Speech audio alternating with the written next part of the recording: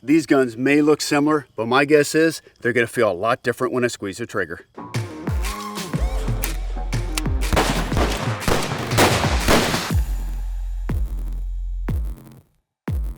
Most people who shoot handguns are familiar with the 9mm handgun round. The recoil is certainly manageable. People can run multiple shots, 14, 15 shots to a magazine. As you can see, overall length, not too big, good concealed carry gun. But is this the kind of cartridge that you would hunt with? Probably not. Now, the next cartridge, the 223, you guys are familiar with here. AR-15s, great plinking round, great varmint round, and obviously a good round to go to war with as well. A little bit longer, lighter bullet, shorter overall length, but probably good for hunting varmints, but not for big game hunting, but a step up in recoil from the 9mm. You step up to the 30-06. Now, big jump, 223, 30-06. One of the largest, most populated hunting rounds, that most people are hunting with around the country right now. But would you shoot this in a handgun? You shoot a 223, but how many handguns out there are chambered in 30-06? So now you look at the difference from 9mm standard handgun round to a 30-06. Which do you think is going to recoil more? Thompson Center Contender. Now this is called the G2 for the second generation. It opens a lot like its big brother, the Encore. Squeeze the trigger guard back. You can notice it has a selector switch on the back of the hammer. And this really identifies this gun from the Encore and is traditional from the original Contender, which came out in 1967. So you have one for rimfire and then one for center fire. And in the center is safe. You do have a hammer block safety here. So if you cock it and let it down, it does catch the hammer, so it's automatic. Very simple to operate. The number of cartridges this gun has been wildcatted for over the years has been amazing. The 22 is probably the all-time best-selling barrel, but also the 45-410 is pretty popular as well. So we're going to go ahead and shoot this in the 223 model right here, and you'll see there's a little bit of jump, a little bit of recoil, but the precision of this barrel is actually pretty incredible given the fact that it's fairly short. So we're going to shoot offhand first just to replicate what that recoil is and to get a chance to feel it, because your body will absorb a lot of that recoil, and then we can shoot for group off the rest.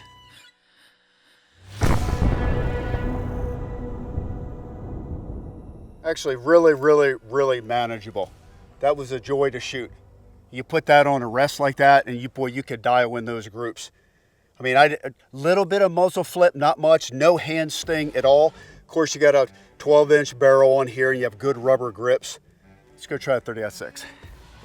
And over the last 50 years between the Contender and the Encore, I bet you there's over 100 different caliber options that you can interchange barrels. And some of these Wildcats get really big. I mean, there's 460, 500s. Obviously, the 30-06 is the big production caliber. I don't mind telling you, it's a little intimidating shooting a handgun with a cartridge this big, especially freehand.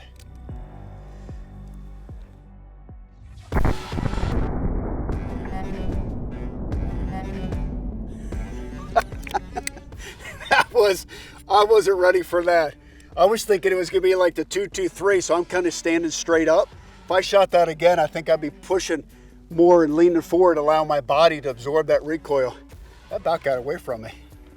All right, let's shoot a group.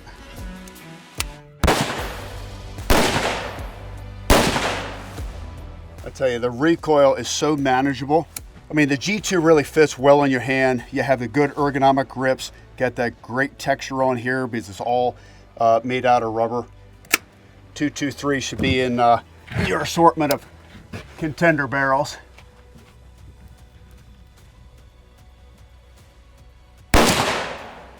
The other really nice thing about the Contender and the Encore is you do have the ability to put a scope on it.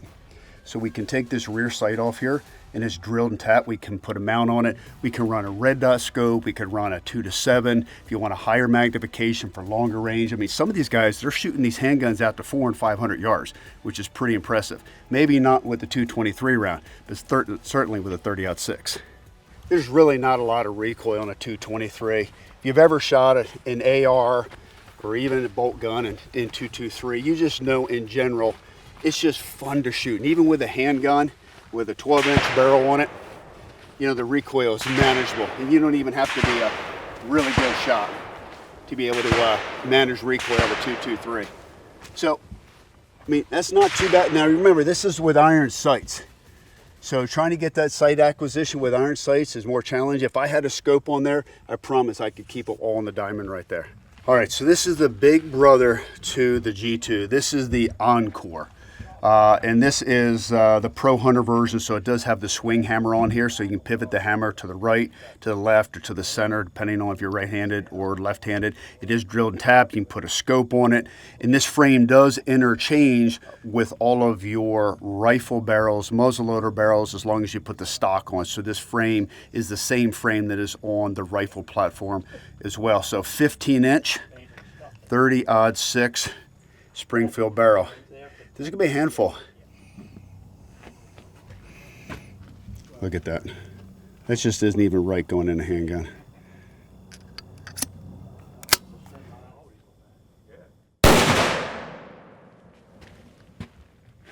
Ooh, that's a handful. That's why they call it the hand cannon right there. But I will tell you, the recoil was not unmanageable. I was able to hold on to the grip. I didn't feel like I lost control, and obviously it's going to roll up in your hand with that. Now you can run a muzzle tamer on here to get some of that muzzle flip out, but that really wasn't as bad as I thought it was going to be. Whoa. You ever have that surprise shot when you squeeze the trigger? I was floating perfectly when I squeezed that one off. I mean, it should be right in there, but definitely fired a little bit before I was ready. Let's see, so we're 165 grain GMX bullet right there. So you could shoot a little bit lighter bullet and take some of the recoil out of this. This has just happened to be what I run in my rifle.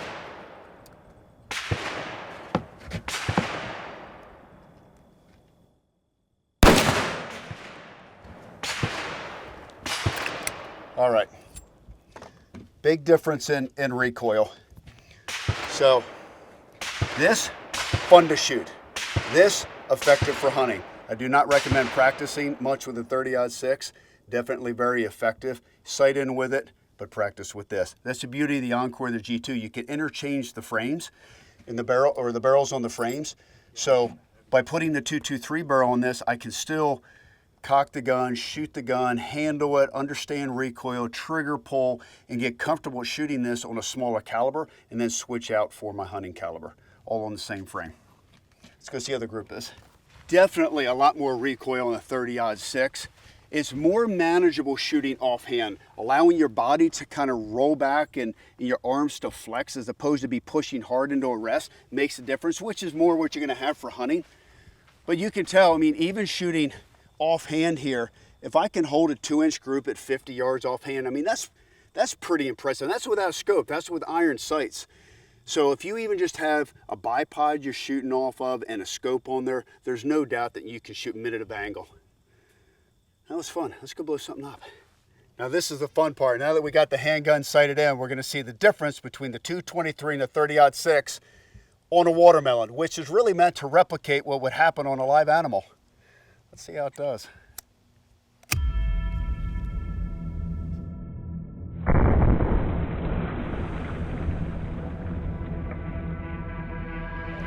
Wow, a lot more impressive than I thought. So that's pretty good for a small caliber, but look at that.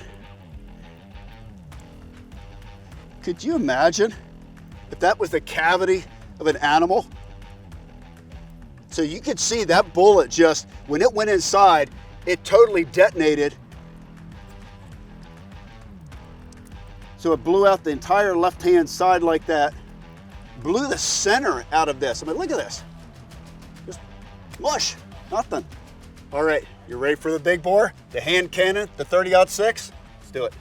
All right, lot different bullet style going from a soft point. Now this is 165 grain GMX Hornady bullet. So this is a monolithic bullet. It's really meant for controlled expansion on big game. Now it is shooting at a higher velocity and obviously weighs a lot more.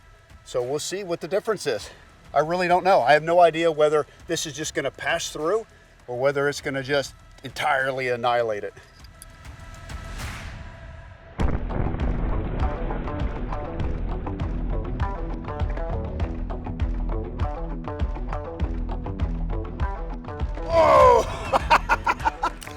It entirely annihilated it. I didn't see that one coming.